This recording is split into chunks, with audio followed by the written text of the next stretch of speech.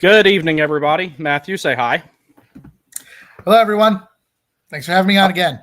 All righty. So this won't be a super long stream. I know we've said that before, and it ends up going for 4 hours. That won't happen. It's a school night. And that guy right there has kids he has to take care of. So what we're going to talk about, we have 3 topics today that we're primarily going to stick to. The first thing is we're going to talk about the prospect showcase. Canes kind of fell flat on their face, but we'll get into that as a whole here. We're going to talk about the Kaprizov rumors and the Carter Hart rumors to the extent of how he could potentially help the team on the ice. Not any of the other stuff. Just strictly what he could potentially bring to the table as a hockey player. So, with that being said, Matthew, go ahead and open us up here on the prospects showcase here. Tell me what you saw. Tell me what you liked, what you didn't like. Talk about individual players that you wish to talk about, so on and so forth. Absolutely. Again, thanks for having me on. It's great to be here. Great to talk about hockey again. I kind of feel we need to get back to some sports, something that can unify us and unify our state and our country. So with the Canes prospects, they failed to win a game, which is unfortunate, although not the worst thing, as it's not obviously the main team. But I did still have a lot of things I liked, and especially the people that we've been talking about the most, the prospects that you are looking forward to the most, especially was Badinka, Legault, and Ivan Rapkin, and all of them had a pretty good tournament. Legault, he started off shaky at first, but then he got better as the tournament as the games went along, and I was glad to see that. Ryabkin, let's talk about our boy here because he had a fantastic tournament. Even though he didn't show up on the score sheet in each game, he had a fantastic goal and was by far the best player in the game in the third game, which of the team where they did not play well at all.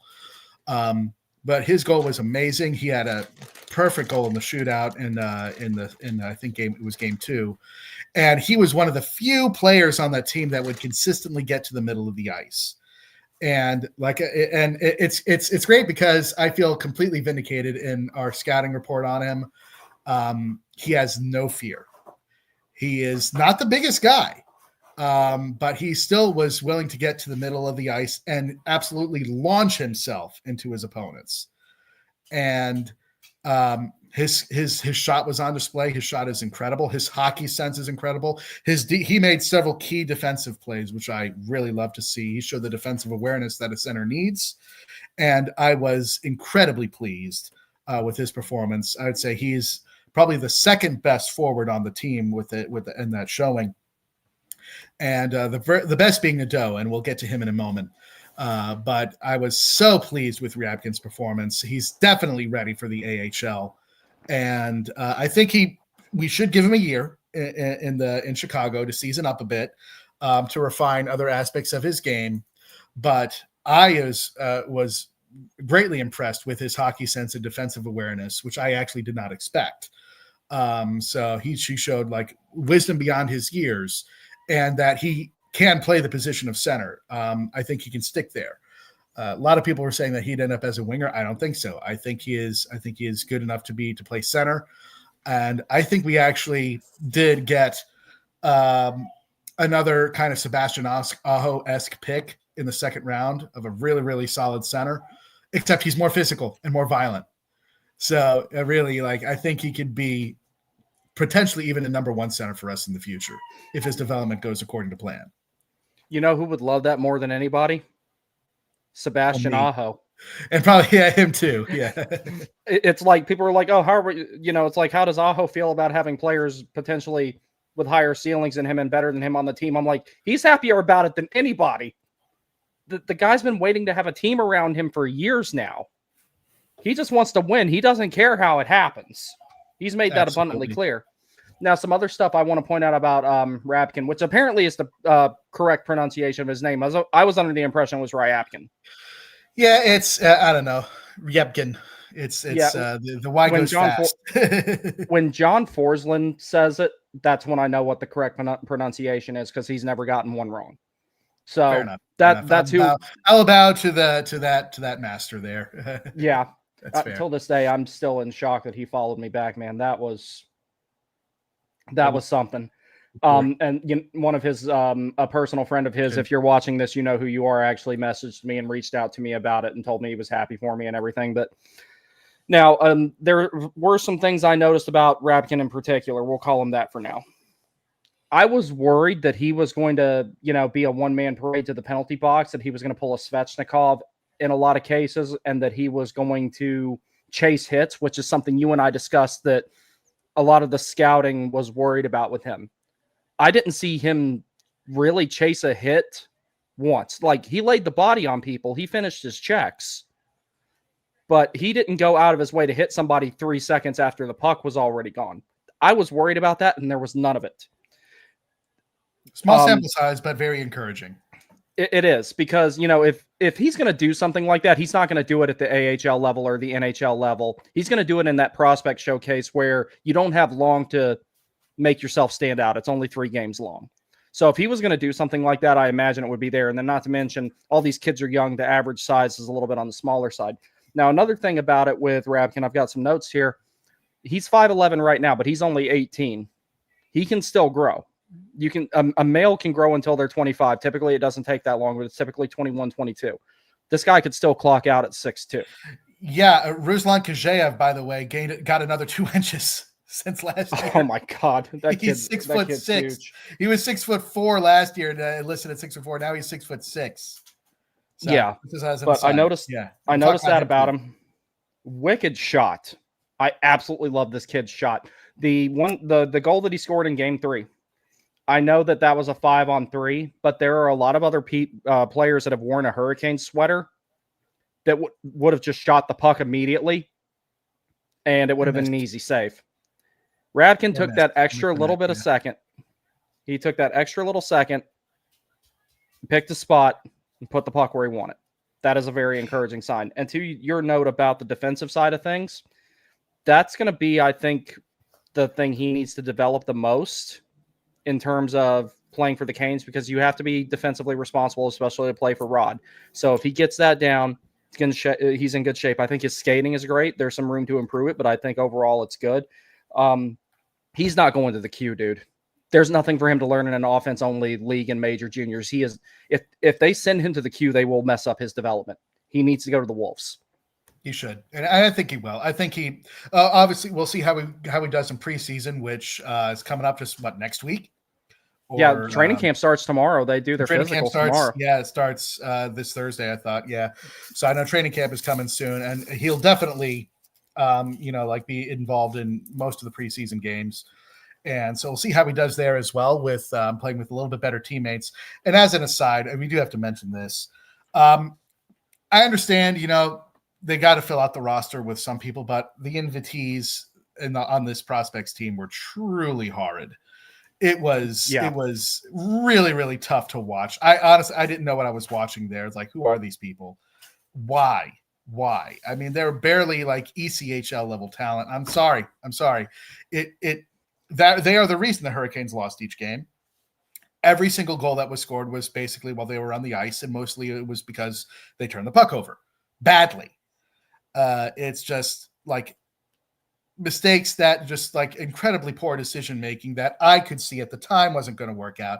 And if I can do it, then I'd expect at least that level of awareness from the people that are actually going to put on a Hurricanes jersey in any capacity. So that was extremely disappointing. Not that I expected it. That's the thing, is my expectations for them weren't very high, and they managed to even fail that. The invitees were truly like just really, really bad, and they are the reason the prospects team lost each game. Yeah. However, the encouraging thing is that don't really care. That's not why I wanted to watch the games. Winning would have been nice, but it was a bonus. So Ryabkin was stellar. Bedinka showed a lot of improvement, especially offensively. So I really was encouraged to see that from Dominic Bedinka. He proved that I do think he has an NHL career. He will definitely play games in the NHL. He'll need at least one more year in the with the Wolves, probably two, because I think we have a defensive logjam now. We can afford to be patient with him. Legault is ahead of him in the depth chart. Legault will probably play. Honestly, he could make his NHL debut this season if there are some injuries, which are inevitable. If there's an injury, I'm pretty sure he's the first guy they call up, and he's first call up. Yeah, he'll see some action depending on how they utilize Mike Riley. Right. I definitely think that's coming with him. But very encouraging signs from Rabkin in particular, because everything I was worried he was going to do, he didn't do. Mm-hmm. And not only was his defensive awareness on point, but he set up his teammates very, very well, and they just missed. Like Gleb Trikazov, I know he's coming off a lot of injuries, so hopefully that's because of that. But he looked very, very shaky. He had a couple of decent slow moments. More than anything. He looks slow. Yeah, he's just like, because Ryabkin set him up a couple of times for some really great chances that he should have buried. And Ryabkin will obviously get his chance to with some better quality teammates around him when he goes to Chicago. And I think he'll have a great year there. I think he'll actually pop off. I'm expecting, in the 50-point range as a rookie in the AHL. And I think he can definitely do it. And so very, very encouraging from Rabkin, encouraging from Badinka. Legault, again, he started off shaky, but figured it out. And so I think he'll be pretty solid. But we got to talk about Bradley Nadeau. Yes. He was insane. He was he took, I guess the only knock I'll say the only critique I have is that he took a couple of penalties that he probably shouldn't have. But from what I actually saw with his play, he was dominant. He was taking over shifts, and golly, his shot is absurd. And we'll talk about this when we get to the trade rumors too, because people want to dangle him as trade bait. I don't want to do that anymore. I want him to stay in the organization. His shot is probably actually the best shot in the organization right now. And that's, it's not, I don't think it's a stretch to say that. It is scary good. Yes. Honestly, I doubt he needs to develop other aspects of his game for sure. But that goal he got in game 2, right off the face-off win on the power play, that was an Ovi's office goal. Yes. That was just an absolute. He hammered it. Not a goalie on earth was stopping it. Yeah, and another if you thing, if you can make that kind of shot from like 20 feet out, that kind of one-timer that not a goalie on earth is going to stop, I want you on my team. I don't want. That's another thing about Nadeau. He exceeded my expectations in certain departments. His puck pursuit, it was already good, but it's like close to Jackson Blake's level now, and massive improvement there. That's with 2 games in the NHL under his belt that he's already got that. He has the willingness to go to the corners and do the dirty work. He's got to put some muscle on, though, because he was getting pushed off the puck. It wasn't for a lack of effort, though. He's just got to probably build some upper body strength, maybe. Skating. He's always been a good skater, but I feel like he's gained a step or two since last summer, whatever he's done differently. And that's one more quick note we'll add on Rabkin. He's 15 pounds lighter than he was when the Canes drafted him. He trimmed. That's a big deal. Trimmed a bit. 15 pounds makes, 2 or 3 pounds can make a difference in terms of you getting to a loose puck before somebody else. 15 is massive. So that's an encouraging sign with him. And I've still got some notes here on Nadeau as well. But yeah, puck pursuit noticeably improves, looks to be faster, definitely going to the corners, doing the dirty work. Nadeau was also killing penalties, and he was effective defensively, filling his role as a winger, in my opinion. What do you think about that? Yeah, it was very impressive. Again, I think he took, like, he got a little bit just with his stick checking. He got a little bit, his stick tangled up where it didn't belong. So that was just like a little bit of penalty trouble, which again, that's not the end of the world really. But the most things I wanted to see improved were improved, and his shot, if anything, it got even better. And I don't know how that was happened, but if you watch like the mechanics and the torque that he gets to put with his hips, the rotation that he does, and just the how he absolutely hammers the puck, but also accurately to pick the corner, it's just, what else do you want? Again, that is, and there are other aspects to the game than shooting, of course, but I really do think he has the best shot in the organization, and I think we'd be silly to trade it. I really don't want to do that. And there were some other things I noticed about his game, and I mean this in a good way. A lot of the stuff he does really well offensively, the way that he can handle in tight and everything like that and use his edge work and everything, it reminded me a lot of Jeff Skinner in a good way. Not necessarily because he's got a physical part to his game that Jeff Skinner didn't really have unless it was Ryan Suter. He turned into Zdeno Chara when it was time to hit Ryan Suter.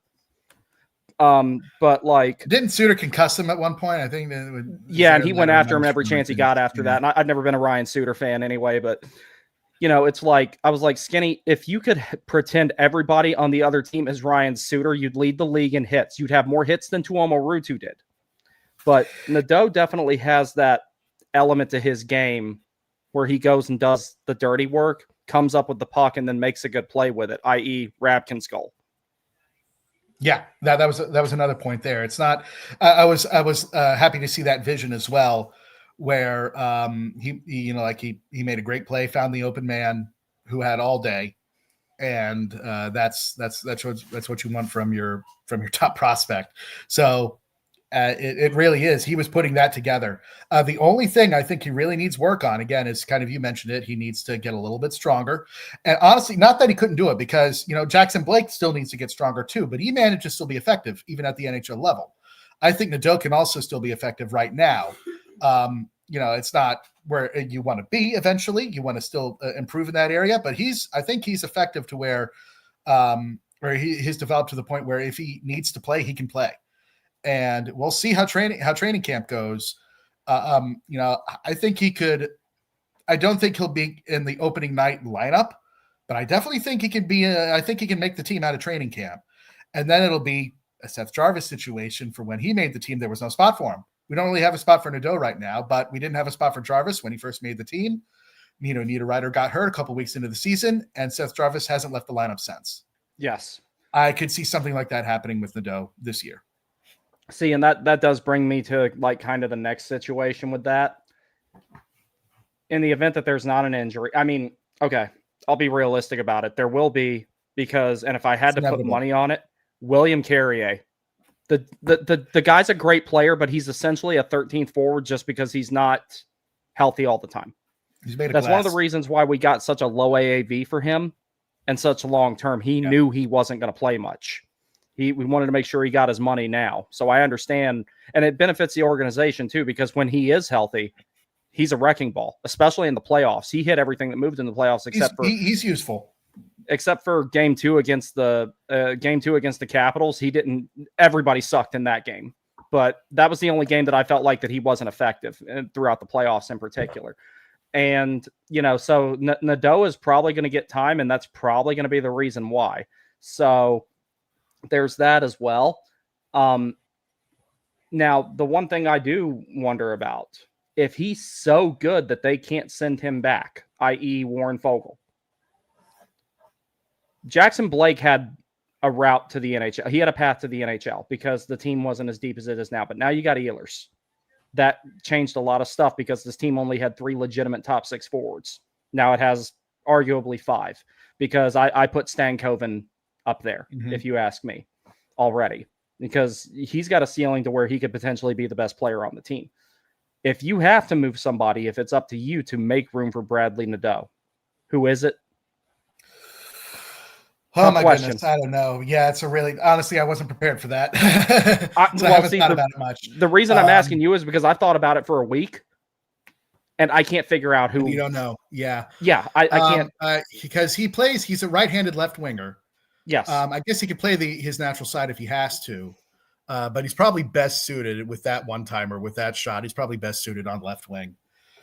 And what's the depth chart? We got Ehlers.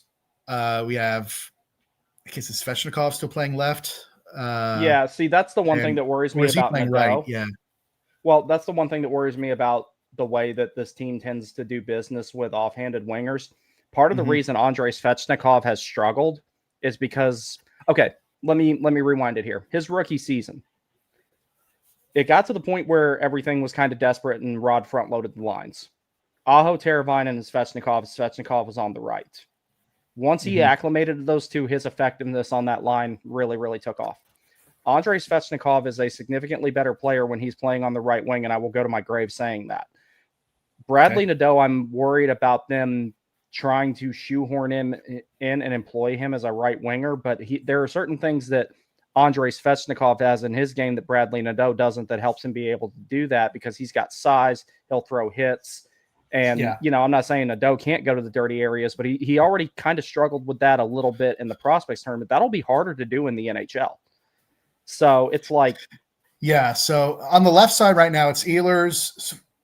I mean, if you don't want to do Svechnikov, then who's next? Taylor Hall and Jordan Martinook and I think Eric Robinson. See, it's hard to imagine letting any of those guys go. Because Robinson just got signed. Hall just got signed. Yeah. And if the Canes are going to... And Hall is useful. Even without Nadeau, Hall seems to be, lined up to be the fourth line. And that's really a misuse of him. Yeah. But I don't know where else to put him.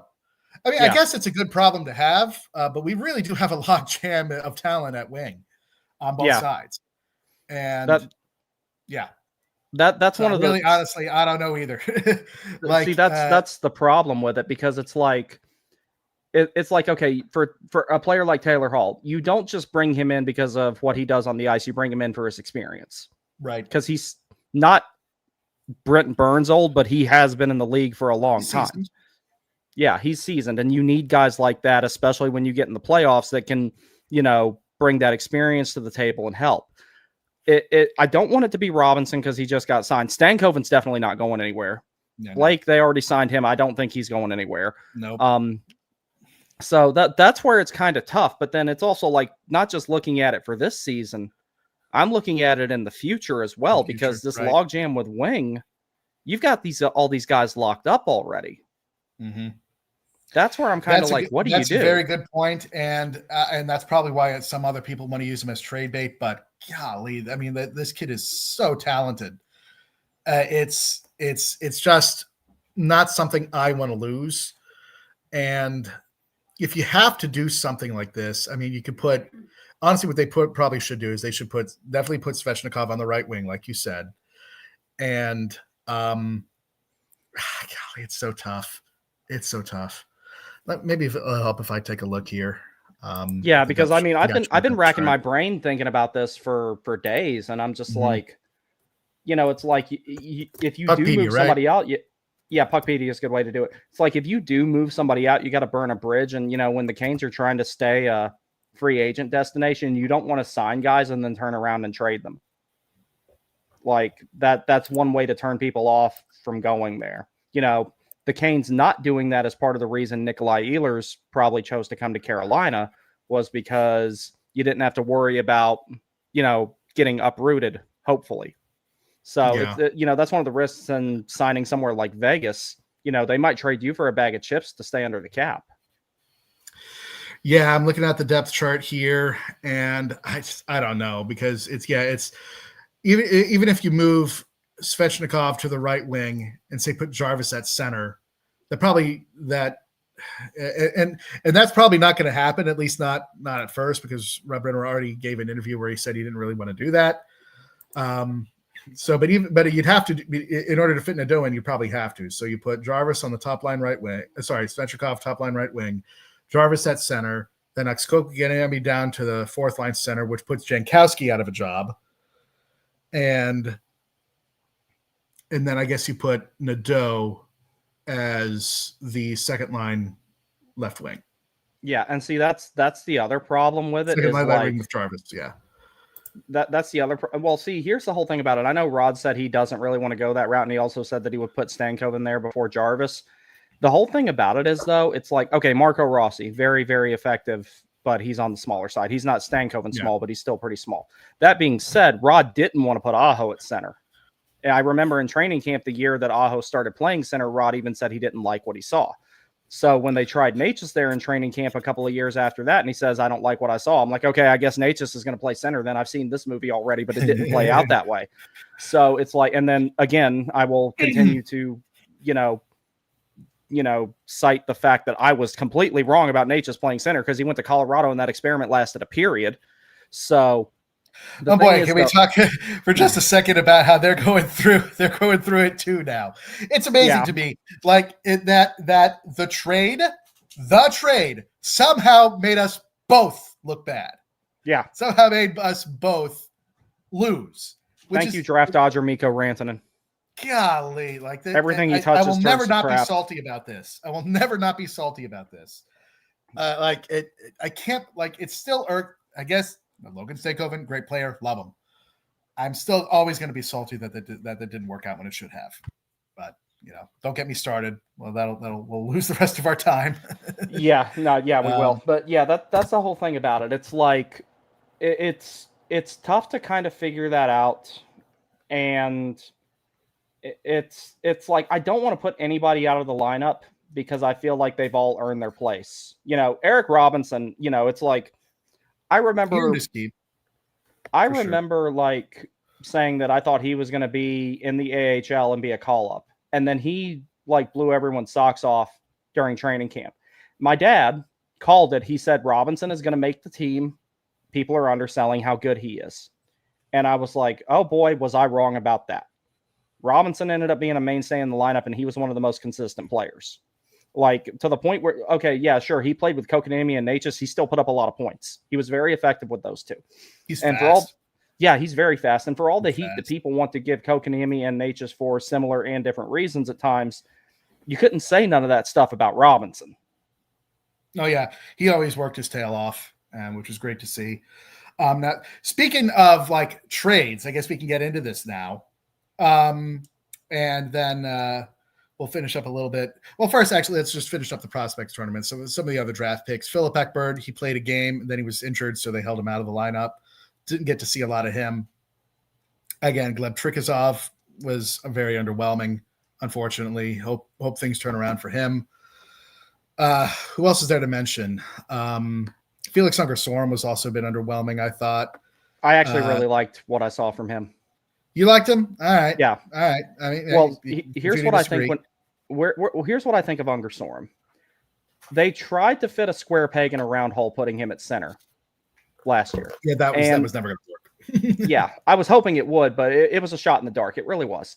And the thing about it is the Hurricanes, finally hopefully have filled an organizational need through the draft, i.e. acquiring Rapkin in the draft. So no need to try and put Felix Unger-Sorum there. So he has to kind of like undo the regression that took place from them trying to play him at center. A lot of the stuff he does with possession is amazing. He is got a higher ceiling than Teuvo Teravainen had, even though he's a very similar player. But there's more hands, there's more creativity. He skates a little bit better. Solid defensively, not great, but that can be worked on. Mm-hmm. I saw a lot of things with him in generating entries in particular that I really, really like. Now, he's not going to be able to cut to the middle and get away with it at the NHL level. Otherwise, it's like we saw Natchez do that for a long time. He improved it over the course of time because he used to, when Natchez used to enter the zone for the longest time, he would cut right to the middle. He'd have two guys on him. He'd cough up the puck. Whereas he got to the point where instead of going 90 degrees to the right or left, he started entering the zone at an angle. So he went offside less, and he stopped making it easy for people trying to defend him on entry. Okay. That's the stuff that Unger-Sorum has to learn. Now, part of it is he's basically playing catch up now because he's got to unlearn everything they tried to get him to learn to play center and go back to doing what his pedigree was. And then I think that he'll be in the conversation. But as far as someone who could be trade bait, Unger-Sorum should probably be close to the top of that list. I more agree with. Yeah. I don't think they pulled the trigger on that this year because they want him to rediscover his game in Chicago first. Sure. After that's when you start looking at moving someone like him, give time for his value to reaccrue. And then you explore the market for someone like Felix Unger-Sorum, unless he's just part of a larger deal, which he very well could be. He's not going to be a standalone. He's not good enough to be a standalone trade piece. But right now, as far as the prospects go, there's only 3 that I just really don't want to let go of, no matter what. Maybe 4, but I'll say the top 3 are Rapkin, Nadeau, and Legault. Those are the 3 I just don't want to let go of. Badinka, maybe. My reluctancy with letting Badinka go is his development timeline lines up with Gostisbehere's expiration. And Badinka definitely has the capability of being a PP2 guy at least. I think you can put Artemonov in there too. He wasn't in the tournament, but he's definitely someone I want to bring over to North America as quickly as possible. I know he's got a couple more years, but I definitely want to hold on to Artemonov as long as we can. Did he get called back up? I think so, but I know he started the season in the MHL. Yeah, there's some kind of weird thing that going on there, some kind of disciplinary whatever. I don't even know. It's Russia. I have no idea what's going on. But with Unger Storm, one thing I saw, and if there's something they could pick up on in just a 3-game sample size, then it's a problem that he's going to work on, and that's the opposition gave no respect to his shot, none. And so I know he's a passer, and it's fine to be a passer, but you have to be willing to shoot it. Even if his shot is a muffin, you have to be willing to shoot. And the opposition just played him. They played him to pass each time, and each time they guessed right. Yeah. And so that hampered, because your vision can only really be effective if you can actually be a threat to put the puck on net. And if you just are unwilling to do that, then they can just play you to pass each time. And even if you're Wayne Gretzky, it's not going to matter if they know what you're doing. So he's got to be willing to shoot the puck. Even if it's not his best asset, he's got to be at least willing to do it. Teravainen would drive us out of our mind, with his sometimes unwillingness to shoot the puck, but he could do it. And he did it often enough so that his opponents had to respect it at least a little bit. They couldn't just assume he was going to pass it. Whereas everyone in the entire tournament assumed Felix Unger Storm was going to pass it, and they were right. That does remind me of, I don't remember who they were playing, but I remember Aho sent Teravainen this perfect pass in the slot. And he passed it right back to Aho, and he tries to stuff it in. Goalie covers it up. The whistle goes, and you see the camera pan back over to the bench as they're going to change. And you clear as day see Aho raise his arms. Turbo, what the fuck? Like, clear as day, you can see him say it. Clear as day. He's like, what the fuck? Bruh. I was falling off my couch laughing at that, because I was like, I don't think if they'd known that was going to happen, they wouldn't have put the camera over there, but I couldn't help but laugh at it. That is hilarious. Maybe you can show me that clip later. I have to find it. I don't think I've ever seen a clip of it, but I remember clear as day. I remember what I was eating that night. I had Chick-fil-A. I was in my second apartment in Northern Virginia. I remember exactly where I was when that happened. And clear as day. What the fuck? One last player I do want to talk about, though. I think we can project this guy's ceiling easier than just about anybody else we've discussed. Justin Robidas. I think if the Canes need a fourth-line center in 2 seasons, I think he can do it. He's their guy. And he's definitely, because Jankowski is under contract for another year. Love Jank, love him, but I think he's fairly easily replaceable. To be honest, unless he scores another goal, 8-game goal scoring streak again. Hey, no, it wasn't just a goal scoring streak. He went 7 for 7, 7 shots, 7 goals. 100% shooting percentage for through 8 games is kind of absurd. If he does that again, then hey, we might have to keep him around. But yeah, I definitely think Robidas could be an effective, bottom 6 center in this league, probably fourth line, as you said. And he's got a pretty good, points percentage too. He's got 2 points in his 2 games that he had in his cup of coffee last year with the big club.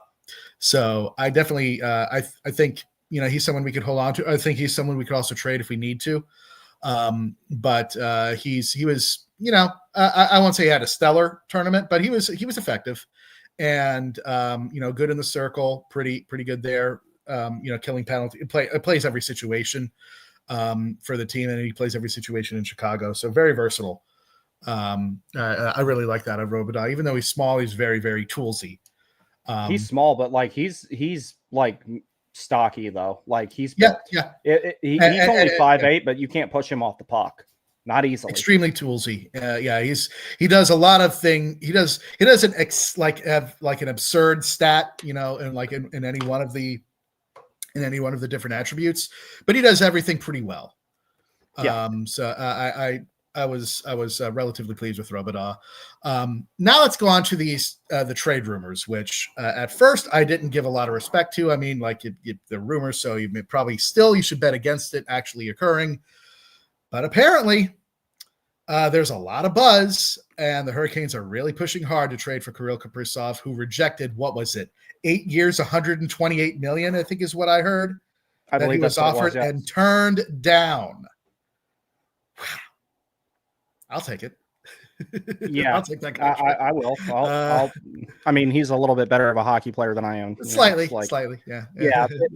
Well, see, here's my biggest concern with Kaprizov himself before we get into who could potentially be used to facilitate this trade and make it happen.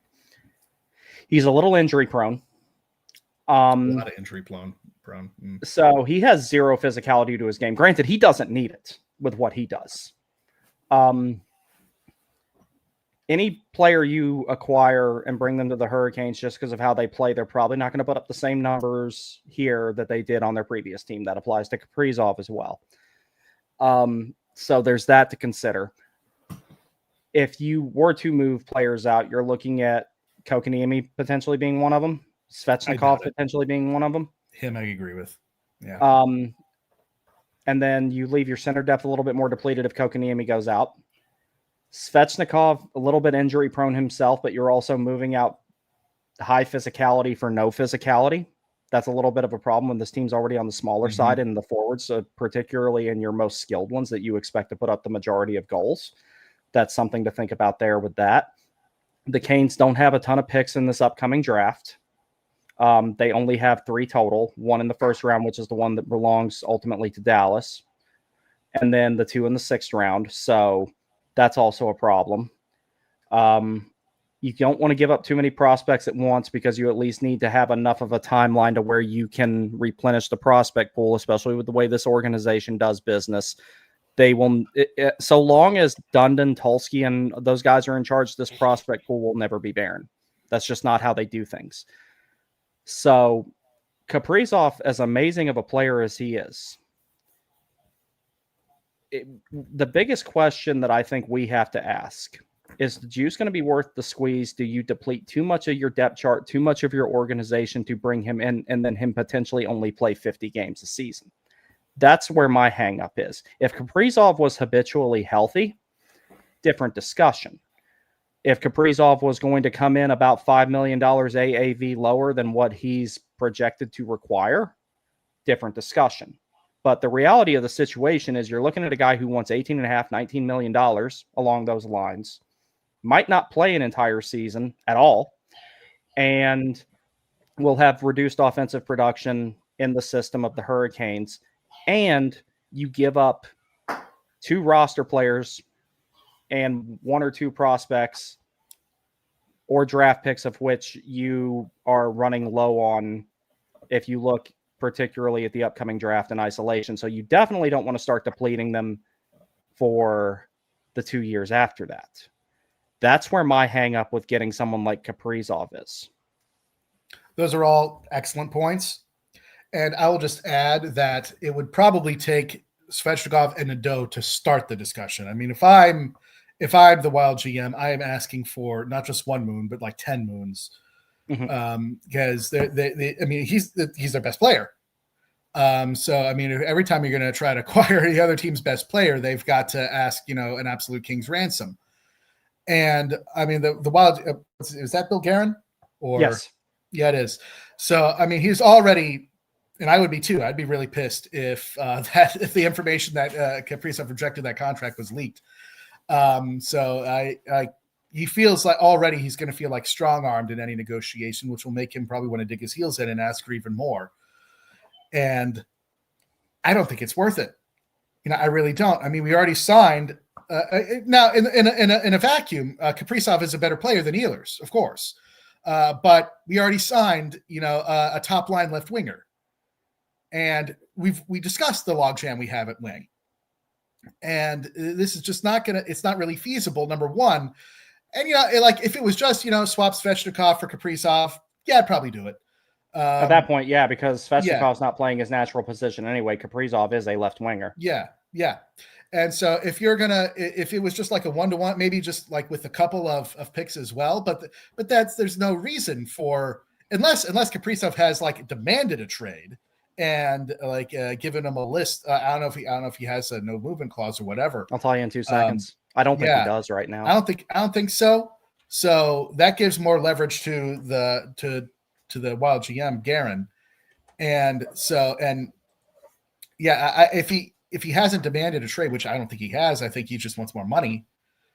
And just to pry him out of there would probably, I mean, now the Canes, I mean, of course, the Dundon loves to be in on everything. And so I'm sure that they should be doing due diligence to see, what would it take to, start those discussions. And I'm pretty sure it would be Svechnikov and Nadeau and a first round pick, and then probably some other pieces. He does have a full no movement clause. He has a full no movement. Okay. Yeah. Yeah. So, okay, well, that gives him some leverage, I guess. But as far as I know, like there's then no trade request. And I think he's just, trying to get to maximize his value, which, I mean, 18, 19 million a year.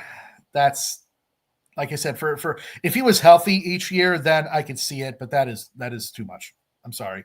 Even with the rising cap, that is too much to sink into Kaprizov. That's basically double at whatever like we're giving Aho and our best players.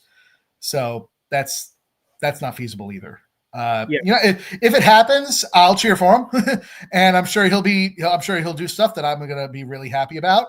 But I wouldn't do it. And it's the juice is not worth the squeeze. It would be too much assets to give up, both in roster players and in prospect assets. They have to take our best prospect into Doe, who will score 30 goals a year. As long as he stays healthy, he will score 30 goals a year in the NHL, at least. Like I don't want to do it. And I know that in our chat, that made me an extreme minority. And I don't know if you saw that. I put it in the press like, yes, you're all wrong. Yeah, I saw. we should not do this. That's be the end of my the organization or anything, but we should not do this. And it's at wing. Like if we're going to trade the farm, if we're going to trade Svechnikov and the farm and our best get a center, better get a center. Yeah, like it's got to be for an absolute like it's got to be for Tage Thompson or someone like that, or Robert Thomas. That's who if we're gonna do that huge blockbuster trade, then it's got to be to actually fill the organizational need. We're set at wing. We're pretty set at wing. The only thing that we can do is like finagle pieces around to somehow shoe in Nadeau in there. No, I'm not a fan. I do not want the Hurricanes to do this trade. If it happens, it happens, and I'll still chew, and I'm still a fan, but downvote for me. If you do bring in, if you were to bring in one of the centers that we've talked about so much, the primary three being Tage, Robert Thomas, or Dylan Larkin, at that point, I'd be cool with maybe giving up Rapkin or something like that to get a known quantity. But we also have to consider Jordan Stahl's only got 2 years left on his contract. The 4C, even though we talked about Robidoux potentially taking that role later on long term, that's still a little bit of a question mark. We can't say definitively that that's going to happen. So I just, the thing about it is I'm pretty much on the same page as you. I'd be okay. I'd be absolutely good with getting Kaprizov, but the thing about it is, it's like it feels like winning the battle ain't gonna win us the war with that one. That's all it is. So, and that's no knock to Kirill Kaprizov. He's an amazing player, especially for how late he was drafted and everything. He exceeded everyone's expectations, but I don't see any way logistically that it works in a way that the Hurricanes would even be willing to do on their end, and definitely not in a way that Garen and Minnesota would be willing to do on their end. That's the only problem. And you think about, of course, all of the other situation aside, and I'll never not be salty about this, but think about the actual just raw trade that we did for Rantanen. Everyone knew Natchez was not long for this team. Everybody knew it. And Jack Drury was replaceable. And we had a decent amount of draft capital. It made sense. At the time, it made perfect sense to give up those kinds of assets. And if we could give up those assets, again, to get Kaprizov, heartbeat, no problem. Do it in a heartbeat. We are not in the same situation anymore. Especially not after the Miller trade. We gave up a lot to get him. But yeah, you kind of have to give up a little bit extra capital to get him. You kind of have to give up a little bit extra to make an in-division trade like that happen anyway.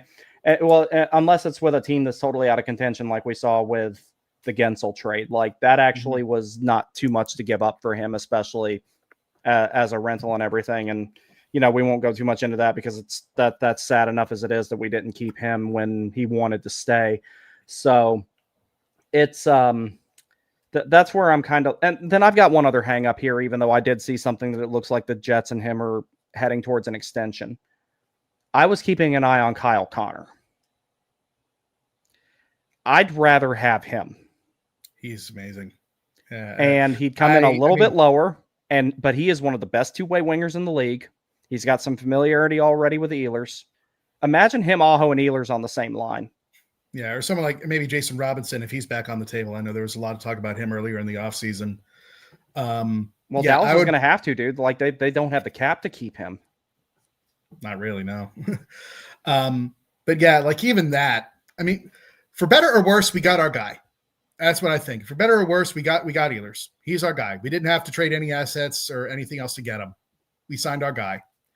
And I think that's it as far as wing acquisitions. I don't think we really need to do anything else to address the wing position. Nothing else really makes sense at this point in time. Again, if like you rewind the clock and then Kaprizov is available instead of Rantanen and we make that trade for him instead, sure, that'd be great. But that's not the situation the team is in anymore. Mm-mm.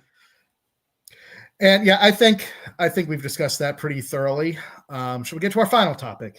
Well, see, it's funny that, we're mentioning organizational needs because I want to lead with this before we go into talking about it. The goaltending depth in this and I said this when I was live, I want to say it was yesterday during the Prospects Game 3. The organization is much better off in goaltending depth than it was before. You went from having Spencer Martin and, damn it, what was his name? He had the perfect save percentage for a while. Oh, not just Tokarski. Peretz? Yaniv Peretz. That was the other one. You went from having them as being the top of your depth chart, not the greatest. Now you have Semyon Frolov. You have, damn it, I'm drawing a blank on another name. Under contract. Okay, so Miftakov. Yep. And Caden Primo and Nikita Quap. And Kuzayev. And Kuzayev, that's right. So it's better than what it was. In a year, that has completely turned around. But at the end of the day, and this is with all the respect in the world to Kochetkov, this organization has one quantifiable NHL goalie, and he's made of glass, and that's Freddie Anderson. That's a fair point. With that in mind, it makes total and complete perfect sense from the standpoint of improving the product on the ice. Keep in mind, I am saying the product on the ice. To bring in Carter Hart for 1 year and $900,000 and tell him to keep his mouth shut, keep his head down, don't do anything stupid, don't go to any stupid hotel parties. I'm sure he's learned his lesson about that as it is, and hopefully a bunch of other people, took note of that and have decided they won't engage in stupid behavior like that because illegality aside, what they did was disgusting. And even though his involvement in that situation was, not nearly as in-depth as some of the other players that were involved in it.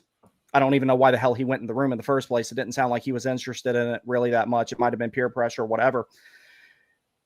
It makes total and complete sense from an organizational standpoint that you consider bringing this guy in because he was pretty good on a bad Flyers team, and essentially he drugged them to some semblance of relevancy. They nearly made the playoffs with him there. They nearly made the playoffs until he was gone. Yeah. So here are my thoughts from a pure on the ice product perspective.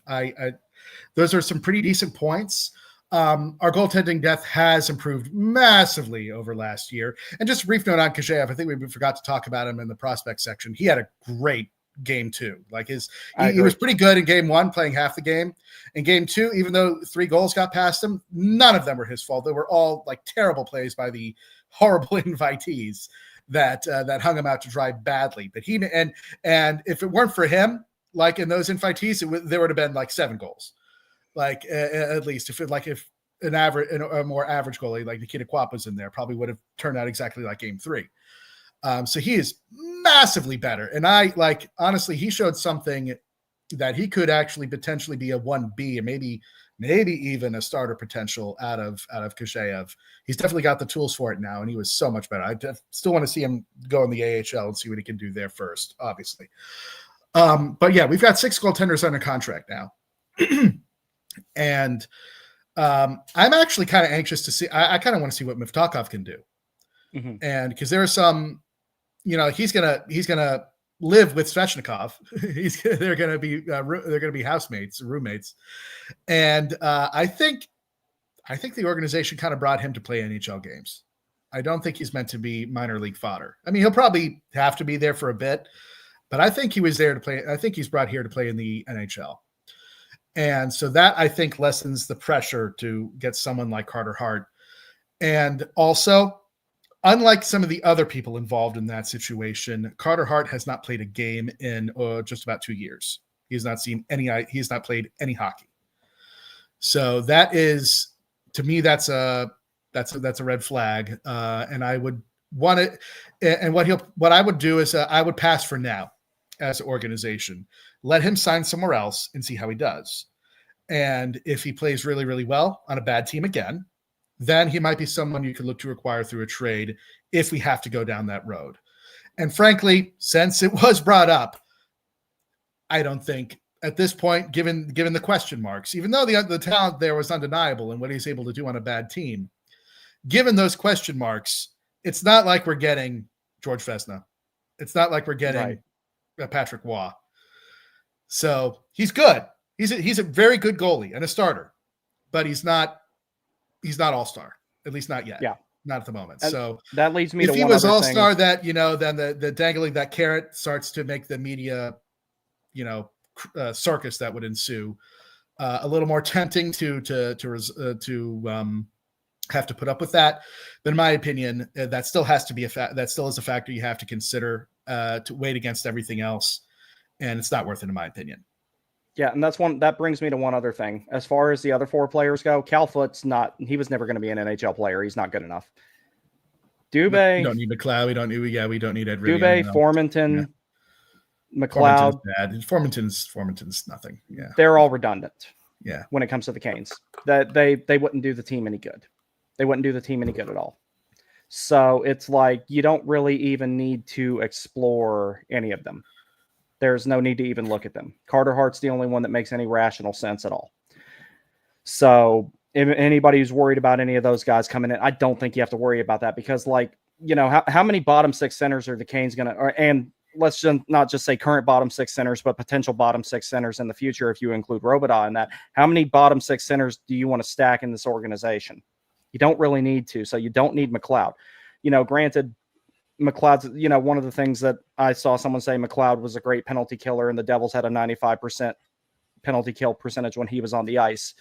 That is the ultimate redundancy with the Hurricanes. You have 10 forwards in your lineup capable of killing penalties. You don't need another. Yeah, Carter Hart was the only one that would make any sense from a hockey standpoint. And like I said, for the reasons I think Miftakov, if we didn't have Miftakov, it would be a little bit more attractive. But I think he was brought in to play in the NHL. And I don't think, because I think our goaltending situation, I understand what you're talking about, that, our best proven starter is made of glass. But I think that's why Miftakov is here. And I think he's our insurance policy. We already have one. If Carter Hart would only be as an insurance policy, given all the question marks and the media circus and that kind of insurance. Look, I'm actually involved in the insurance industry, so I know what I'm talking about here. It's not worth it. That kind of policy is not worth it when we've already got one. I see what you're saying. Yeah, see, I'm not necessarily advocating to go out and get Harts. I'm just saying that it makes sense from an organizational standpoint why they would look into it. And I wouldn't be surprised if they do sign him. I wouldn't be surprised if they send him down to the A at first. Because like you said, he hasn't played since then. Formenton went somewhere and played. He went overseas somewhere. So did McLeod. So did McLeod. The other people, they went and played hockey. Carter Hart did not. Yeah, so that's why I'm kind of I'm definitely on the same page with you there, that since he hasn't played, and he's a goalie, which it could, arguably it's more detrimental for him than any of those guys. Mm-hmm. So it's like, it's like him not playing. It's like, for anybody who's never played hockey at all, and I'm talking about anything, ball hockey, roller hockey, beer league, whatever. There is no worse feeling than getting back on the ice after not playing for 2 years. It took me months of skating to feel like today was the first day I went to a stick time and stayed on my feet the entire time. Like I didn't sit down once. The entire time I was out there shooting pucks, skating, doing whatever. That was the first time I've done that in 2 years. When we used to have nights on my beer league teams where we only had 3 defensemen, I'm the one who stayed out there the whole game. I used to do that. I couldn't do that for the last 2 years. There's, could I do that now if I had to? Maybe. But, it like takes forever to get that conditioning back for any position. But there's a misconception, and I actually saw someone post this on X, and it made me roll my eyes so hard I could see my prefrontal cortex. Why do goalies need so much conditioning? They literally only stand there half the game. I'm like, what the bruh? Like someone actually said that. It was from that side of Kane's X. You go side to side and stick your legs out like that. Yeah. And see if all of your tendons in your groin don't tear in half. One of the few times I tried playing goalie, and I'm going to try it again one day if I ever get the money for the gear. A friend of mine was out there with me. And he was like kind of going through the basics of the movements with me. And it is the most, if you think swimming is an unnatural motion, playing goalie, none of it makes sense. Your body, your natural biology is saying you're not supposed to do this. Mm-hmm. First time I did swimming. Swimming was my sport. Yeah. And so I know a little bit about unnatural, some unnatural body contortions, and the butterfly position itself is just like, if I try to do that now, it would break me. Yeah. It would completely break me. And so the funny thing was when he tried to teach me how to do the butterfly, because when I kept doing it, one leg was going down too fast. So what he did was he had me get in the stance, and he comes up and he stands behind me. He puts his hands on my shoulders. He says, "Okay, get ready." I'm like, "Ready for what?" And he pushes me straight down. And he was a big dude. He's a very, very strong guy. And I looked like, okay, the part in Shrek where he's sliding down the pillar and then he like contorts his nuts on the gap in it? That's what it felt like. It's not normal. I mean, like I would just crawl. If someone tried to do that to me, I would end up in the fetal position and stay there for probably like a week. It took me a few seconds to get back up. And I was in my early 20s at that point. I was in pretty good shape. And I was like, yo, that is the hardest position. If you ask me, hockey goalie is the hardest position in the game of hockey, and it might be the hardest position an athlete plays anywhere. At least, in the I guess you could say 5 major athletic sporting events. It's up there with NFL quarterback. Yeah. Yeah. I think the only other thing that, because you could say this, it's not as aerobically intensive as a skater, obviously, but it's so much more demanding in terms of your flexibility. It's like astronomically different. And mentally, you never get a break from it either. Right. Because even when you're standing there and your team's all the way down there in the offensive zone, you're still watching every little thing that goes on so that you know when to get ready. You know when to posture yourself when the rush is coming back the other way. Yeah, you can't take a break. You have to analyze the position of things down at the other end. You can't just turn your brain off. Yeah. And then also, but you can't be thinking too much, because then you get in your own head and you get cooked. Go check off. So yeah. And, or maybe he doesn't think enough. I don't know how to quantify it. Yeah, it's voodoo. Like you see, goalie, it's really just, it is weird. It is just the only other thing I could compare it to is like maybe a pitcher in terms of the unnatural movement of the body. Yeah. A professional pitcher has that. Obviously, I think the good Lord did not intend for us to swing your arm violently down, a good 100 times in the span of like an hour and a half. Or even relief pitchers who only throw 12 balls a game. The velocity that they throw it with now, it's like and they're doing that, and they're doing that just about every day. Yeah. So whereas 162 times a year potentially you're doing that. So it's like, that's the whole thing with it. It's like, and then another thing when you're a goalie, you have to pay attention to what's going on at the other end, because if you see the orange peel go up, and you see, okay, my team's got possession of the puck. I need to hustle off the ice so that the extra attacker can get on. There are all kinds of things that go into being a goalie. So this idea, and I'm sure it was, I know it was someone from that side of Kane's X. I wish I'd screenshot it. I just saw it while I was scrolling through, and I was just I wanted to write them a whole book about why they were so wrong. And I was just like, I can't believe people actually have that perception. Like, do you actually think that okay, maybe you only face 20 shots. That's 20 things that you will deal with that's harder than just about anybody else on the planet in a short amount of time in any day of their life. So and to whoever posted that's it, because I mean, like, you know, if a shot gets deflected or if it goes wide, that doesn't mean that you're entitled to just sit there. No, if it's going wide, or, you know, there are times where you're called upon to use your stick to make a check and play the puck. So it is truly I think the most difficult position in all of sports, just because, yeah, I mean, it is a danger to stay mentally. It is a challenge to stay mentally engaged if you know, your team is doing really, really well, which is the issue that the Hurricanes have. So often they have the puck so much. And that's when you see our save percentage, you know, be like 850 for the game. You know, it's like 3 goals on 15 shots. It's maddening. Yeah. But that's what happens when your team has the puck all the time, and all of a sudden it's a high danger chance that you're called upon to make a save. And you've been sitting there cold for however many minutes if you're playing for the Hurricanes. Yeah. So it's like, but yeah, that's the thing is people say our system is easy on goalies. Well, it's, again, the shot volume is lower, but I mean, even like, and I think you talk to them, they'll tell you they want to feel the puck. A lot of them, they want to feel the puck. They want to feel more involved and, you know, get a sweat going and, you know, get in the zone. And you can't do that on the Canes because the shots don't come. Maybe the Hurricanes should just spend the whole game 6-on-5, just throw the extra attacker out there the entire game. Let the goalies be a formality. But yeah, I can't believe there's some people who actually think that. And I'm just kind of like, you can't be serious. You think that they just stand there, even when like Kochekov, even though he's a little cuckoo at times, he's still he's paying attention to what's going on at the other end of the ice. And he poke checks more than anyone else. By far. Like he's the closest thing to Dominic Hasek that there is in the modern NHL. What was it? Mike Smith, Rick DiPietro, very similar. Oh, I remember there was one Ed Belfour came out to like the blue line to do, and I was like, bro, because I was watching that game because that's back. I think it was when they had the ESPN Wednesday night hockey pre-lockout.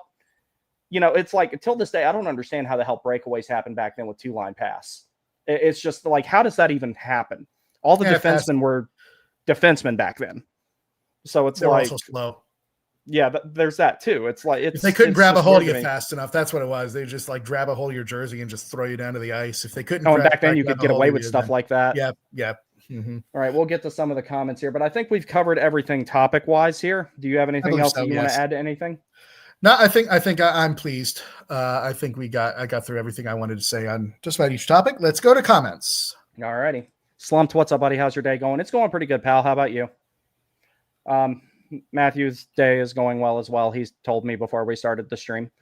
So Nate says, boys, let's go Canes. Let's go. And we're getting close. It ain't very far off. Yeah. Oh, here we go with this. Every time. Trade Sean Walker for Kaprizov and Hart. Oh, man. If you haven't heard, we're getting a little low on right-handed defensemen. Yeah. Especially ones that are as fast as Sean Walker is. As long as you don't come in here and say trade Sean Walker for Brady Shea, if you ever do that, I'll ban you from the chat. That's immediate. You will get deported from the chat immediately. That's that. It's over. Cabry, what's up? Give me the Wild Russian, man. We drafted him already. Yeah, I mean, Kirby, I know we were in the chat talking about it. You're wrong. Sorry. Nate says compare Ryabkin versus Unger Storm. It's not even close. Ryabkin. Yeah, first of all, Ryabkin's at center. He's unbelievably more physical. His vision, they're actually pretty more comparable than I expected. Ryabkin's hockey sense, because that's Felix Unger Storm. That's his best attribute is his hockey sense, and Ryabkin's was up there. It was almost as good, and he's got an amazing shot, and he can throw a hit.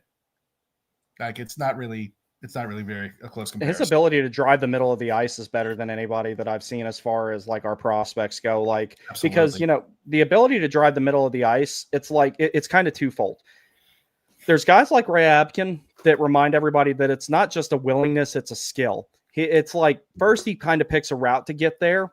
And then when somebody gets on him finally, then it's like he flips a switch. He goes completely caveman about it. And then that's when he uses his physical edge to finish that play. And he dares them to stop him. And more often than Yeah. not, they can. He was he used that not just to shoot, but to set up his teammates left and right. And if they were, if they were any kind of competent, the Canes would have won those games. That is true. Cavery also says, I still think trading for Kirill is a great idea, but I guess he's saying, I don't know now with Nadeau. Feels like he will take Hall's spot. I mean, Taylor Hall, I think so too. And that's the thing, is because I love Taylor Hall. He was such a good acquisition. And I want him on the team for a lot of the reasons that we talked about. But it is starting to get harder and harder, and look to see how he's going to have a spot. And if you trade him again, the poor guy, yeah, he's getting into Lee Stempniak territory with how much he's getting traded. Fun fact: the Carolina Hurricanes are the only team that did not trade Lee Stempniak at the deadline of all the ones he played for, and he played for half the league. Right, he stuck it with us to the end. That's how bad the Carolina Hurricanes were back then. Your team is bad if you cannot trade Lee Stempniak. And I have no hatred towards Lee Stempniak. I liked him. But if your team is so bad that you can't trade a guy who gets traded every single season, it's like, I know I bitch about some of the things that go on with this team now, but I am also frequently reminded, once upon a time, it was much worse. Yeah, just like that was more, not just on the team, but like just on the organization itself, that they couldn't move him. That's just inexcusable. Thank you, Peter Kormanos. Yeah, and Ron Francis. Yeah, that too. Oh, that was another thing that I want to talk about real quick. When they were doing when the Canes admin did the post about who's on the Mount Rushmore, and I saw a lot of people saying Ron Francis. As far as I'm concerned, Ron Francis is canceled because of what he's done to Rod.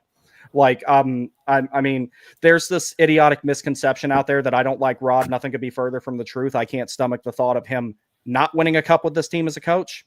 Like honestly, that kind of action, like if we could, you should like take his number off the rafters and give it to someone else. We could trade for Larkin and give it to him, because I just think that the number 10 looks so good with the name Larkin. I don't know why. I just think it looks good. I just really do. I think. Has that ever happened? Has it number ever been unretired by anybody ever? I don't think so. There was one, but it wasn't in the rafters. And this isn't the full story, but Mark Messier, when he went to Vancouver, the number 11 was temporarily retired because I can't remember the name of the player who previously wore it. He passed away, but Messier wanted it in his contract that he got number 11. So it was something like that. I don't remember the exact story, but I'm just what a freaking putz to put that in your contract. Golly. Yeah, that's the players the entitlement of some of the players was pretty high back then. Yeah, I can't fathom doing something like that. It's like if, for example, if someone came here and said, I want the number 3, which is retired for Steve Chason, or who passed away, and it was after the playoffs in 98, I want to say it was. It was, that's like, come on, dude, pick another number. You've got so many options. There's only 4 that are retired in Carolina, 1 that's retired around the world, and that's 99. 3 and 9 are retired because one is Steve Chason. 9 is retired because Gordie Howe played his last game with the Whalers. And, you can ask for 14. You'll probably get, Rod will probably walk in there and be like, you're not getting that, for obvious reasons, because that's like his best friend in the whole world, in that of Justin Williams. You're not getting 30, but you've still got plenty of options. You're not getting 20. You're not getting 74, clearly. And even if they were gone, you still wouldn't get those, because both of those numbers are going in the rafters either way, if you ask me one day, especially 20 and 74. So it's like... Frankly, 11 probably should too. See, here's the whole thing. I agree. But the problem with it is there's this conception that Jordan... Okay, so it's like, for example, a lot of people wanted Chad LaRose's number retired. I was kind of about that one. Was he? But nah. Eric Cole, the same discussion was had around him by a lot of the fans. No. Love him. I love both of those guys, especially Rosie. But I just don't see any way you can justify that. Now, the difference is with Jordan Staal, he's longer tenured with the organization than either of those guys were. Like, I mean, when he is done, that's gonna. Even though, I mean, we all know what he is. We know he's not, going to put up the numbers. But when he is retired officially and off the team, that's going to be like everything will change. That's going to feel a lot different, dude. I've just gotten so used to him being here. It's like me too. Like, and he really is like my crutch. Like, I'm so used to having him there, and I want him to take every defensive draw, and I want him to kill every penalty. He's going to be harder to replace than people realize. He really is. Like, it is going to be. I just don't want to think about it, frankly, right now. I don't either. And, it's like I always thought, I'm like, if the Canes win the cup before his contract's up, is he going to hang it up early like that? Because his brothers are already retired. So it's like, I'm like, now that being said, we talked about it before. If, something changes, you could see Jordo play another year. Perhaps. Like, you finish up the comments. I got to leave soon. Oh, okay. If I'm GMET, the only player I'll even think about would be Taylor Hall. E-Rob is good for fourth line. I honestly think Nadeau is pure trade bait now. I'm kind of on the same page as you, though, man. That shot alone, it's not. It's like you're talking about a player who doesn't have like the entire skill set of someone like Austin Matthews, but if you put their shots up to each other, Nadeau might not be far behind him in that regard. His shot is scary. It is. And see, that to me, like, says you just haven't watched him enough. Like, when the camera watched him, the camera can't pan over fast enough for when the time he releases it to the time it gets to wherever it's going, be that in the goalie's glove, in the net, off the glass. I noticed that during the prospects game, they couldn't keep up with it on the camera. See, it's not going in the glove. If he gets a glove on it, it'll probably dribble out of it. That's the thing. It's like no goalie can really truly cover that rebound. Like, it's a huge mistake. I'm sorry that we just can't get rid of that. Couldn't you put E-Rob on the bench with Carrier and Riley with Yost moved to the minors? I don't like the idea of taking E-Rob out of the lineup, though, man. He's just way too consistent. And actually, looking at the depth chart, he's on the right. He's playing right wing. E-Rob is? Yeah. He can play either side, but he's on the right wing right now. Yeah, and Carrier's in the lineup if he's healthy. That's the only thing that dictates whether Carrier is a 1 or a 0. If he's healthy, he's in the lineup. If he's not healthy, he's not in the lineup. Riley's just a 7th defenseman. They brought him in specifically for that. Like, he's just there to come in the event of injury. So that's all Mike Riley is for, really. I wouldn't be surprised if he got dealt at some point as part of a larger trade. If somebody, because Mike Riley on a lot of teams could be a full-time third pair guy. He's a good defenseman. But it's hard to crack the depth chart as a defenseman on the Hurricanes, whether that's you being a prospect or you being a 7th defenseman or even you being a mainstay guy. It's like right now there's only one thing we know definitively about this defense, and that's Jacob Slavin is the top guy on the left side. We don't know what the rest of it's going to look like. Honestly, yeah, anything. And that's that. Boy, if we were going to talk about defensive pairing combinations, we'd be here for another hour. I'm going to try to do that tomorrow night, actually. Tomorrow, yeah. I can't join you, but I might be able to catch the stream. Yeah, I'm planning on doing that tomorrow night because I had the slides put together, and I'm like, this is not enough detail. There's way too many variables here. There's so many things so many ways you could go. That the forwards are easier to predict this year than the damn defensemen. That's never happened before, so long as Rod's been here. Mm-hmm. Wookie also says, I have also always felt Nate just wants to test free agency to see what he is really worth, no matter what team he's on. He's going to be sorely disappointed. I think you're right, and I think Wookie is also right. I think he wants to test the market, and I think he'll be disappointed. Yeah, he's not going to make the money that I've always said that Martin Necas had more God-given talent than anybody who ever wore a Hurricane sweater. He never could put it all together, though. That's the only problem. Shame. That's a hard thing to do. And, it's like, okay, it's like I remember him playing games with Sparta Prague. I was like, this kid is amazing. But what's going to happen when the ice shrinks? And I mean that quite literally because Sparta Prague plays on the double IHF size ice. That's why you see Martin Necas go off like nobody can touch him in 3-on-3 overtime and during 4-on-4 sequences. Yeah, he's a cheat code there. But when the ice gets smaller, Necas is much less effective. Yeah, the things he's good at or the things he's not good at start getting exposed. If he goes to free agency, he won't make more than Aho. Like, honestly, if he had speed with the puck, he'd be McDavid. Yeah. But he doesn't have that. See, that's one thing. David has the speed with the puck. if he does hit free agency, that's one place I could actually see him going is Edmonton, because McDavid really likes him. Yeah, McDavid loves him. He said he's the most underrated player in the league. So I could see that. Yeah. He's got McKinnon too. It's like if you can't do well with McKinnon, then come on, man. Yeah, especially when he has the speed to keep up with Nathan McKinnon. It's just it's all up here. Mm-hmm.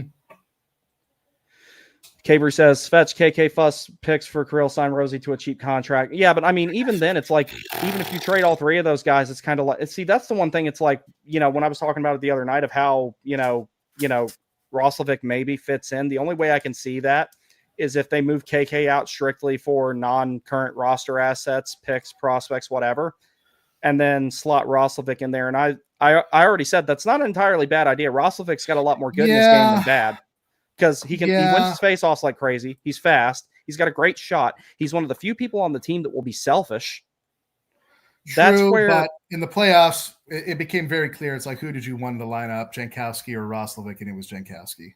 Yeah, but it's like if KK's not available, then they're both in the lineup anyway. Yeah. I don't know.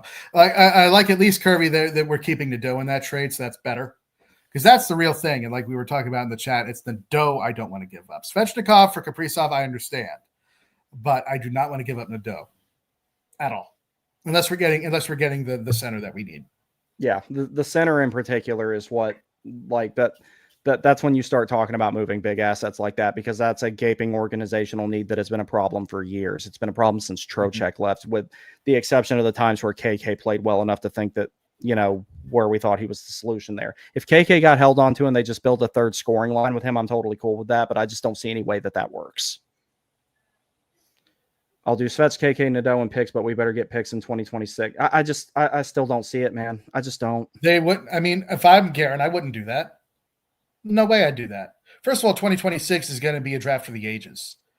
Mm-hmm. And it's going to be one that's talked about for generations. And second of all, like, Guerin, he's got no reason at all to ask for anything but the moon from everyone who wants to even take a crack at it. Yeah.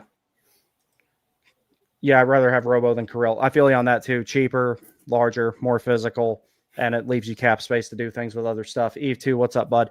Crazy thought that will never happen. Canes move out 4 or 5 first, Ghost, KK, Nadeau, and Svech, and someone like Badinka, but they bring in Kaprizov, Spurgeon, and one of Misa or Smith from San Jose. No way. San Jose would never give up Misa or Smith. Trust me, I would love to have either one of those players, especially. Yeah, they're really good. And by the way, I think here's a hot take for you. San Jose will make the playoffs this year. They'll sneak in.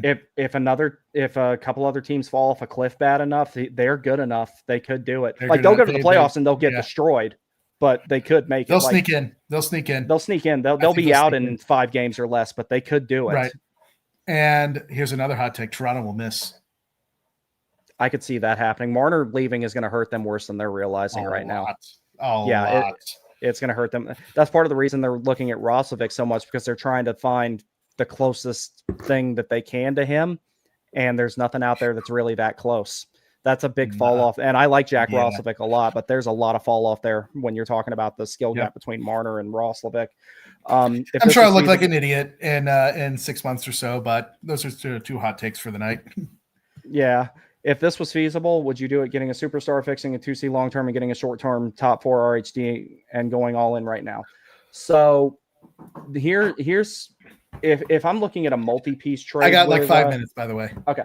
If I'm looking at a multi-piece trade with Minnesota, I'm trying to get I'm going to regret saying this. I'm going to say it. If I'm looking at a multi-piece trade where I'm willing to give up some big assets, I want Brock Faber instead. Yeah. Honestly, I don't like Spurgeon. I mean, he's fine, but he's really small for a defenseman. And if I'm gonna sell the farm, which is what you're talking about there, absolutely, completely selling the entire farm, we better get Brock Faber back. Yeah, because we already know what he can do with Slavin. You know what they can do together. And they did that in a best on best situation. Imagine what they would do in a regular NHL game. Oh boy! I mean, we're already building like the Russian Olympic team that nobody would allow to play. So if we can get the actual first pair of the Team USA on this team, oh boy, that'd be so good. Yeah, see, and then have Nikishin to back it up. If that happened, if you could make that trade and hold on to Nikishin, like Okay, imagine this. Well, I mean, no, I don't want to send Miller out because we can't anyway. Just for sake of argument, let's say Keandre Miller wasn't a factor. Slavin, Faber, Walker, Nikishin, Gossesbear, Chatfield. That's a cup-winning defense. When you already had a cup-winning defense before. That's one thing that's not a question mark. So that's the whole thing. Raleigh 98, welcome back to the show. I feel like doing 1A, 1B like we do in regular season is costly. Neither of our goalies are capable of playing 15 and 20 games in a row, which you need in the playoffs. If Anderson can get rested enough, if Anderson can maybe first things off, if you can rest Anderson for like the last 2 games of the regular season, first off, and there's no reason why the Canes shouldn't be able to get through the first 2 rounds of the playoffs in 11 games or less at this point. I mean, he's right, but Carter Hart's not going to change that, first of all. No, he wouldn't. And the only one who could potentially change that is if, honestly, I think Miftakov could actually come in and be a factor. So, and honestly, I don't really see that changing either. I think it sucks because I think actually I agree with you, Raleigh 98, but I don't think there's any solution to that available. Yeah, that's the only other thing. The best starting goalie prospect we have right now is Semyon Frolov, and he's in Russia and he's 18. Yeah, and it's going to be a while before you see Frolov. A long time. That's going to be you're talking 3 to 5 years. 3 is the minimum. 5 is the more realistic one, and even then you can probably tack on another one to that.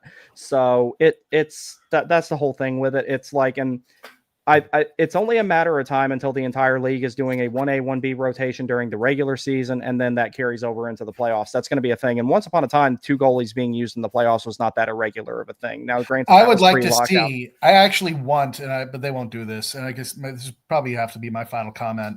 But I want playoff schedules to force both goaltenders to be used by scheduling back-to-back games.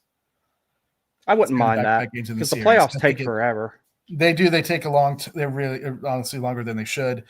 And I think if they forced, and honestly, you should try to test each team's depth, as part of the tournament. That should be a part of it. It's especially for what it is, it's the hardest championship to win. I actually think that you should force a team to try to. It's hey, or if you want to ride your starter into the ground and play them on back-to-back nights, you can. But I think the team should have their depth tested by the schedule in the playoffs. Yeah, and we'll see. There's only one reason that'll never happen: TV. Yeah, I know. They want maximum visibility on these games. That's why that'll never happen. Nadeau is just a tearjerker, man. I don't know what we do with him. We get him in the lineup if you can, if he has a good camp. He'll like I said, like Jarvis, he might have to be patient, make the team, wait his turn, and then do what Jarvis did. Because they were looking for ways to get Jarvis in the lineup before he got in. It was when Niederreiter got hurt, they had to put him in, and he never went back. I saw his debut, by the way. I was there. Oh, you did? I was at the game. Oh, yeah. Yeah, no, people were screaming, get Jarvis in the lineup back then. They really were.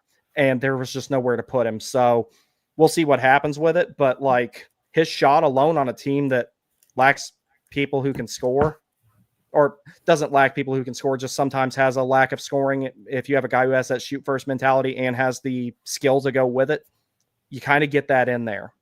Then one last comment here, and then we'll call it a night. Last comment. All right. Ethan Reed says, in my deep fever dream where everything works out, Nadeau, Stankoven, Svechnikov would feed family. I would love that line if Stankoven works out at center, because then you got 2 offhanded wingers that are going to pepper the net with shots, quality ones at that. That last point is key right there. You're right, because the way this organization stays competitive, this will be my final comment. The way the organization stays competitive is that we don't mortgage the farm. Yeah, we don't sell the farm like that, and that's how we can stay a good competitive team for decades. And if to do that, to chase the carrot at the end of the stick, it's a bad idea. We didn't have to do that when we made the Rantanen trade. And that's why that made sense. This would not make sense. It would put an expiration. You're absolutely right. It would put an expiration date on our cup window. It's not worth it. Yeah, that's my whole thing. I've weighed the pros and cons of Kaprizov, and I still think the cons outweigh the pros ultimately. It's I talked about it a lot yesterday and everything. And, Ethan, you left a comment on one of my things there, but I think you misinterpreted one thing that I said. I've never been 100% in on Kaprizov. It's like anything else. I look at the ways it can benefit the team, the way it can be detrimental to the team long term throughout the organization. It's not just get me shiny new toy now so we can win. It's like, okay, I'll use my favorite baseball team as an example. The Atlanta Braves. I loved seeing them win the World Series in 2021. They have been irrelevant since then. You have to ask yourself, was it worth it? Me personally, I'd rather give up winning a cup potentially this year, because I'll go into it in more detail on another stream. I don't think this is the year. I think next season is when it's going to happen. Got a better shot this year than last year, at least from the start. And we do. Well last year. Just for my own personal reasons that I'll go into, I don't think that it's going to happen this year. Okay. Now that could change. If there's a trade at the deadline that changes everything, that's one thing. And if, the guys that we've recently inked, primarily Stankoven and Blake, take another step, Ehlers, all that, it could happen. I just don't think it's this year. I think it will be next year. And then I will be saying, I don't end the stream on a sour note. We're going to get it. We're going to go all the way. The cup is ours. Plan the parade. That's how we end the stream. That's how we end. I'm planning the parade in 2027 personally, but the thing about that is, Nikisha's going to win Nikisha's going to win the Calder Trophy. It's going to be great. If he's going to score he's going to score the Stanley Cup winning goal. Watch it happen. That would make my day. And if they could just eliminate the Montreal Canadiens with Demidov on the ice after they don't give Nikishin the Calder, because he's not a forward that scores a bunch of points, because that's all that matters anymore. So. But yeah, I'm pretty much out on Kaprizov from the standpoint. It's not that I don't think he would be a good fit. It's not that I don't think that he's a great player. Both of those things, I think he would be a great fit, and I think he's an amazing player. He's an absolutely amazing player. But the juice ain't worth the squeeze, and we'd pay for it down the line. You're talking 3-4 years later. You're talking about how the fuck do we get Kaprizov out of this organization, because we need to free that cap up. That's the thing. Yeah. All right. I think, my friend, thank you for joining me. I appreciate it. Thank you for having me. All right, let's see what else we got here for. All right, y'all have a good night. I'm hitting end stream. Okay. There we go.